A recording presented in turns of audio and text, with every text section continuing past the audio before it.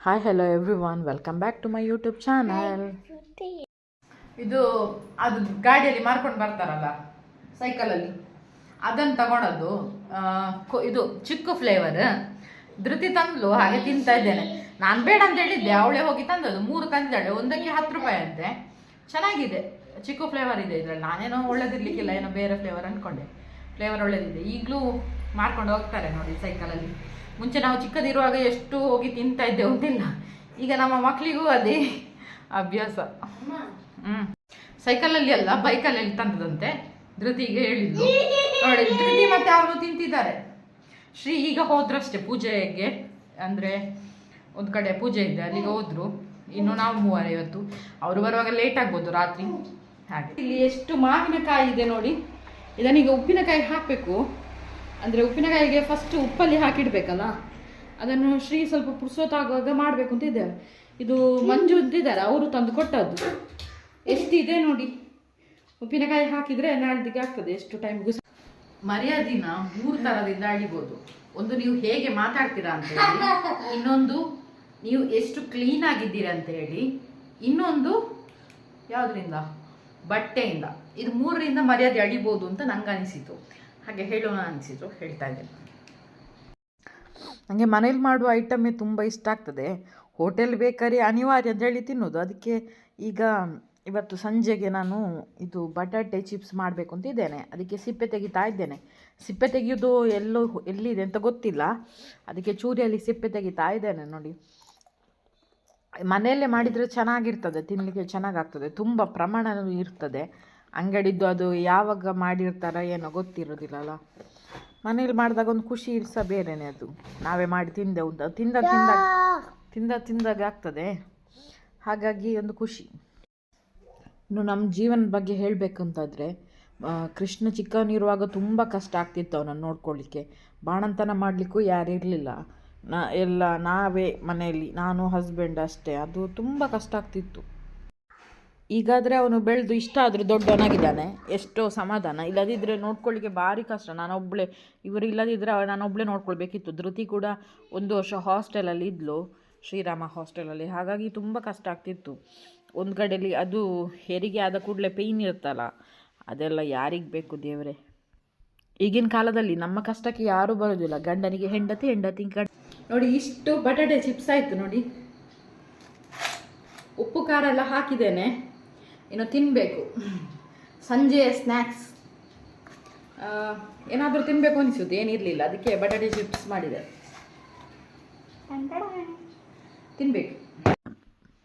Chips ರೆಡಿಯಾಗಿ ನಾನು, ಧೃತಿ ಮತ್ತು ಕೃಷ್ಣ ತಿಂತಾ ಇದ್ದೇವೆ. ಈಗೊಂದು 2 ದಿವಸದಿಂದ ಏನೋ ಮಳೆ ಬರ್ತಾ ಉಂಟು ಇಲ್ಲಿ. ಈ ಕಡೆ ನಮ್ಮ ದಕ್ಷಿಣ ಕನ್ನಡ, ಅಂದರೆ ಉಪ್ಪಿನಂಗಡಿ ಕಡೆ, ಅಂದರೆ ಈಚೆ ಸೌತಡ್ಕ ಈಚೆ ಹಾರ್ಪಳ, ಇಲ್ಲಿ ಮಳೆ ಬರ್ತಾ ಉಂಟು. ಏನು ಅಂತ ಗೊತ್ತಿಲ್ಲ. ಬೇರೆ ಕಡೆ ಸಹ ಬರ್ತಾ ಇರ್ಬೋದು, ನಮಗೆ ಗೊತ್ತಿಲ್ಲ. ನ್ಯೂಸಲ್ಲಿ ನೋಡಿದರೆ ಗೊತ್ತಾಗ್ಬೋದು. ಏನು ಮಳೆ, ಗುಡುಗಿತ್ತು. ಇನ್ನು ನಾಳೆ ಕರೆಂಟ್ ಇಲ್ಲ ಅಂತೆ. ಕರೆಂಟ್ ಇಲ್ಲದಿದ್ದರೆ ಭಾರಿ ಕಷ್ಟ. ಎಲ್ಲ ಹೆಣ್ಮಕ್ಳಿಗೂ ಅನಿಸೋದು ಅದೇ ಅಲ್ವಾ, ಮದುವೆಗಿಂತ ಮುಂಚಿನ ಜೀವನವೇ ಚೆಂದ ಅಂತ. ಮದುವೆ ನಂತರ ತಲೆ ಮೇಲೆ ಎಷ್ಟು ಜವಾಬ್ದಾರಿ ಬೀಳ್ತದೆ ಅಂತಿಲ್ಲ. ಮನೆಗೆ ನೋಡ್ಕೊಳ್ಬೇಕು, ಮಕ್ಕಳನ್ನ ನೋಡ್ಕೊಳ್ಬೇಕು. ನಮ್ಮನ್ನು ನಾವು ನೋಡ್ಕೊಳ್ಳಿಕ್ಕೆ ಕಷ್ಟ ಆಗ್ತದೆ. ನಮ್ಮನ್ನು ನಾವು ನೆಗ್ಲೆಕ್ಟ್ ಮಾಡ್ಕೊಳ್ಳೋದೆಲ್ಲ ಜಾಸ್ತಿ ಆಗ್ತದೆ ಮದುವೆ ಆದಮೇಲೆ. ಯಾವುದು ಮಾಡಲಿಕ್ಕಾದ್ರೂ ಮನೆ ಕೆಲಸನೇ ಯೋಚನೆ ಆಗ್ತದೆ. ಮನೆಗೆ ಅದು ತರಬೇಕು, ಇದು ತರಬೇಕು, ಮನೆ ಕ್ಲೀನಾಗಿಡಬೇಕು, ಮಕ್ಕಳಿಗೆ ತಿನ್ನಲಿಕ್ಕೆ ಮಾಡಿಕೊಡಬೇಕು. ಇದೇ ಆಗ್ತದೆ ಜೀವನ. ಅಂದರೆ ಡೈಲಿ ಫಂಕ್ಷನ್ ಇದ್ದರೆ ಫಂಕ್ಷನಿಗೆ ಹೋಗಬೇಕು. ನಾನು ಫಂಕ್ಷನು ಹೋಗೋದು ಕಮ್ಮಿ. ಅಂದರೆ ನನಗೆ ಅದು ಇಷ್ಟ ಇದ್ದರೆ ಹೋಗ್ತೇನೆ, ಇಲ್ಲದಿದ್ದರೆ ಇಲ್ಲ. ಹಾಗೆ ಮತ್ತು ಒಂದೊಂದು ದಿವಸ ಒಂದೊಂದು ಮೂಡಲ್ಲಿ ಇರ್ತೇನೆ ನಾನು. ಹಾಗಾಗಿ ನನಗೆ ನನ್ನನ್ನು ನಾನೇ ನಂಬಲಿಕ್ಕೆ ಆಗೋದಿಲ್ಲ, ಹಾಗಾಗಿದೆ. ಮತ್ತು ಹಸ್ಬೆಂಡ್ ದಿನಾಲು ಒಂದೇ ಟೈಮಿಗೆ ಬರೋದಿಲ್ಲ. ಅವರು ಬರುವ ಟೈಮ್ ಕೂಡ ವೇರಿಯೇಷನ್ ಇರ್ತದೆ. ಕೆಲವೊಮ್ಮೆ ಬೆಳಿಗ್ಗೆನೇ ಫ್ರೀ ಆಗ್ತಾರೆ, ಕೆಲವೊಮ್ಮೆ ಮಧ್ಯಾಹ್ನ ನಂತರ ಫ್ರೀ ಆಗ್ತಾರೆ, ಕೆಲವೊಮ್ಮೆ ರಾತ್ರಿ ಹೋಗ್ತಾರೆ ಪೂಜೆಗೆ. ಹಾಗೆಲ್ಲ ಆಗ್ತದೆ.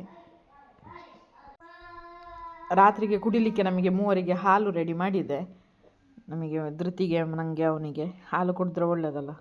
ಸ್ವಲ್ಪ ನೀರು ಮಾಡಿ ಸಕ್ಕರೆ ಹಾಕಿ ಕುಡ್ದದ್ದು.